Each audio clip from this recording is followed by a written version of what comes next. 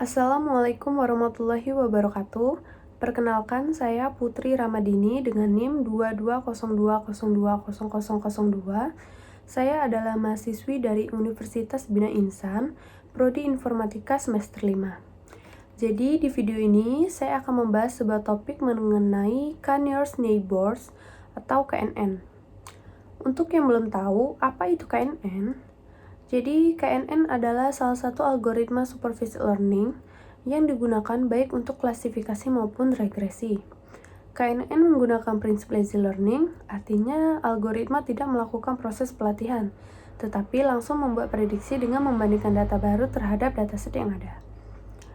Keunggulan algoritma ini adalah karena sederhana dan mudah dipahami, lalu tidak memerlukan proses pelatihan yang lama karena menggunakan prinsip lazy learning. Cocok untuk data nonlinear, fleksibel untuk klasifikasi dan regresi, tangguh terhadap data multi-kelas, mendukung berbagai metrik jarak, dan yang terakhir efektif untuk dataset kecil. Lalu bagaimana untuk cara kerja KNN? Pertama, ini diawali dengan menentukan nilai K, yaitu jumlah tetangga terdekat yang akan dipertimbangkan. Yang kedua, kemudian kita menghitung jarak antara data baru dengan semua data latih. Jarak yang paling sering digunakan adalah jarak Euclidean. Yang ketiga, mengidentifikasi K tetangga terdekat. Dan yang terakhir, untuk klasifikasinya, menentukan kelas dengan mayoritas tetangga terdekat. Lalu untuk regresinya, rata-rata nilai tetangga terdekat akan digunakan. Kita bisa lihat ya pada ilustrasi gambar berikut. Di sini terdapat dua jenis data latih, yaitu kotak biru mewakili kelas pertama, lalu segitiga merah mewakili kelas kedua. Di tengah gambar terdapat sebuah lingkaran hijau yang merupakan data baru atau data uji yang ingin kita klasifikasikan ke salah satu kelas. Di gambar ini nilai K sama dengan 4, yang berarti kita akan mempertimbangkan 4 tetangga terdekat dari lingkaran hijau. Bisa langsung kita lihat ya di sini bahwa 4 tetangga terdekatnya yaitu adalah kotak biru, yang berarti lingkaran hijau masuk dalam kelas pertama atau kotak biru. Oke, untuk penjelasan yang lebih jelasnya, kita langsung saja ke studi kasusnya. Oke, pada bagian awal kita mengimpor beberapa library penting seperti Pandas untuk manipulasi data, NumPy untuk operasi matematika, dan berbagai modul dari Sklearn untuk pembagian data, normalisasi, implementasi algoritma KNN, serta evaluasi model. Selain itu, digunakan juga library Matplotlib dan Seaborn untuk visualisasi data. Dataset dimuat menggunakan PDRCSP yang berisi data medis pasien seperti jumlah kehamilan, kadar glukosa, tekanan darah, ketebalan kulit, tingkat insulin, BMI, dan usia. Label target atau luaran menunjukkan apakah pasien positif atau negatif diabetes dengan 1 untuk positif dan 0 untuk negatif. Kode data head ini digunakan untuk menampilkan 5 baris pertama dari dataset. Dengan ini kita dapat melihat struktur dataset dan beberapa contoh data. Misalnya, kolom jumlah kehamilan menunjukkan jumlah kehamilan, lalu glukosa menunjukkan kadar glukosa dalam darah, dan presentasi diabetes mencerminkan tingkat resiko diabetes berdasarkan genetika. Kolom terakhir atau luaran adalah target yang akan diprediksi. Lalu selanjutnya pengecekan nilai kosong. Baris data Isnung Sum ini digunakan untuk memeriksa apakah ada nilai yang kosong dalam dataset. Di sini outputnya menunjukkan bahwa semua kolom memiliki nilai 0, artinya dataset lengkap dan tidak memerlukan penanganan nilai yang hilang. Selanjutnya memisahkan data fitur X dan target Y.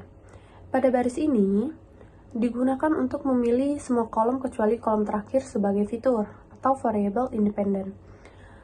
Lalu untuk baris yang ini memilih kolom terakhir yaitu luaran sebagai target yang akan diprediksi oleh model. Selanjutnya membagi data latih dan data uji. Baris X-train test split ini digunakan untuk membagi dataset menjadi 2 bagian, yaitu data latih, X-train dan Y-train yang digunakan untuk melatih model. Lalu ada data uji, yaitu X-test dan Y-test, digunakan untuk menguji performa model. Parameter yang digunakan di sini yaitu test size dengan 0,2, Lalu ada random state 42. Dan yang ketiga ada stratify sama dengan Y. Ini untuk memastikan proporsi kelas dalam data uji sama dengan proporsi kelas dalam data asli. Selanjutnya, standarisasi fitur. Standarisasi dilakukan dengan menggunakan standard scholar. Baris ini melakukan standarisasi pada data latih. Lalu untuk baris yang ini, menerapkan transformasi yang sama pada data uji agar tetap konsisten dengan data latih. Selanjutnya, inisialisasi model KNN. Algoritma KNN diinisialisasi dengan parameter n neighbor sama dengan k, di mana di sini k sama dengan 5. Ini berarti model akan menggunakan 5 tetangga terdekat untuk menentukan kelas dari data baru yang diberikan. Lalu pada baris ini digunakan untuk melatih model KNN dengan data latih, yaitu X-train dan Y-train. Selanjutnya, membuat prediksi. Pada baris ini digunakan untuk menghasilkan prediksi berdasarkan data uji.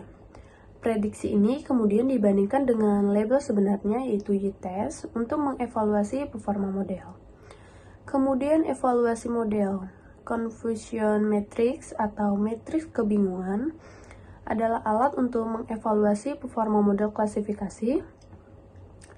Matriks ini menunjukkan distribusi prediksi model terhadap data aktual. Pada kasus ini, matriks kebingungan menunjukkan hasil berikut, yaitu 80 adalah prediksi benar untuk kelas 0 atau true negatif, lalu 20 adalah prediksi salah di mana kelas 0 diprediksi sebagai kelas 1 atau false positif, lalu 26 adalah prediksi salah di mana kelas 1 diprediksi sebagai kelas 0 atau false negatif, dan yang terakhir 28 adalah prediksi benar untuk kelas 1 yaitu true positif. Selanjutnya, kita melihat classification report yang memberikan metrik penting seperti precision, recall, dan F1 score untuk masing-masing kelas. Di sini untuk kelas 0, precisionnya adalah 75%, artinya dari semua prediksi kelas 0,75% benar. Lalu untuk recall-nya 80% dan F1 score-nya 78%. Untuk kelas 1, precision-nya 58%, recall-nya 52%, dan F1 score-nya 55%. Terakhir, kita akan menghitung akurasi model menggunakan rumus berikut. Pada kasus ini, jumlah prediksi benar adalah 80 plus 28, dengan total data 154, maka kita dapatkan hasil akurasi model sebesar 70,13%. Dalam visualisasi ini, saya menggunakan confusion matrix untuk mengevaluasi performa model klasifikasi. Pertama, saya menentukan ukuran plot sebesar 8,6 agar lebih terlihat jelas. Kemudian, saya memanfaatkan fungsi heatmap dari library Seaborn untuk memvisualisasikan matriks.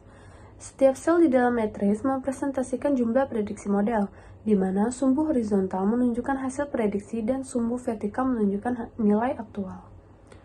Dalam hal ini, model berhasil memprediksi 80 data sebagai no diabetes secara benar, sedangkan ada 26 data dengan label diabetes yang salah diklasifikasikan sebagai no diabetes.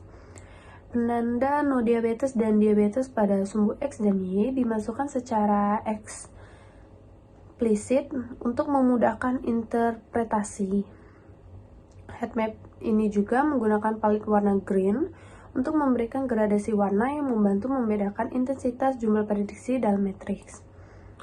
Di kode ini, saya menggunakan eksplorasi untuk melihat pengaruh nilai parameter K pada akurasi model KNN.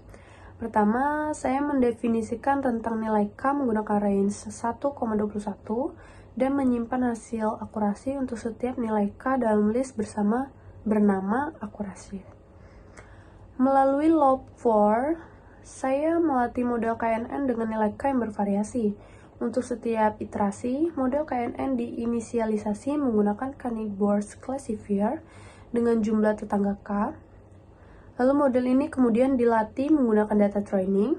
Setelah itu data testing diprediksi dan hasil prediksi dibandingkan dengan label sebenarnya yaitu Y-test untuk menghitung akurasi menggunakan fungsi akurasi score. Setelah semua nilai K diproses, saya membuat plot untuk memvisualisasikan hubungan antara nilai K dan akurasi. Ukuran plot ditentukan sebesar 10,6. Plot dibuat menggunakan fungsi pltplot dengan marker berbentuk lingkaran, garis bergaya putus-putus, dan warna hijau yang ditunjukkan dengan simbol G. Saya juga menambahkan judul grafik, label untuk sumbu X dan Y, grid, serta menampilkan nilai K pada sumbu X untuk kemudahan interpretasi. Dari grafik yang dihasilkan, kita dapat melihat bagaimana nilai parameter K mempengaruhi akurasi model KNN. Sumbu horizontal mempresentasikan nilai K, sedangkan sumbu vertikal menunjukkan akurasi model pada data uji. Pada grafik terlihat fluktuasi akurasi seiring dengan perubahan nilai K. Misalnya untuk nilai K yang kecil, model cenderung memiliki akurasi lebih rendah. Namun, pada nilai tertentu seperti K12, model mencapai akurasi tertinggi sekitar 0,77. Setelah itu, akurasi menurun seiring bertambahnya nilai K. Grafik ini menunjukkan pentingnya pemilihan parameter K dalam algoritma KNN. Karena nilai K yang terlalu kecil atau terlalu besar dapat mengurangi performa model. Melalui visualisasi ini, kita dapat menentukan nilai K yang optimal untuk mendapatkan akurasi yang terbaik. Oke, jadi kesimpulan akhir dari studi kasus ini, model KNN menunjukkan performa yang cukup baik dengan akurasi total sebesar 70,13%, di mana evaluasi menunjukkan kelas 0 tidak diabetes memiliki performa lebih baik daripada kelas 1 diabetes. Visualisasi heatmap dan grafik nilai K memperkuat analisis hasil dan membantu memahami pola prediksi model. Dengan demikian, KNN efektif untuk klasifikasi dataset ini, namun tetap memerlukan optimasi parameter untuk performa maksimal. Baiklah, sekian pemaparan materi dari saya. Terima kasih sudah menyaksikan video ini. Saya akhiri. Wassalamualaikum warahmatullahi wabarakatuh.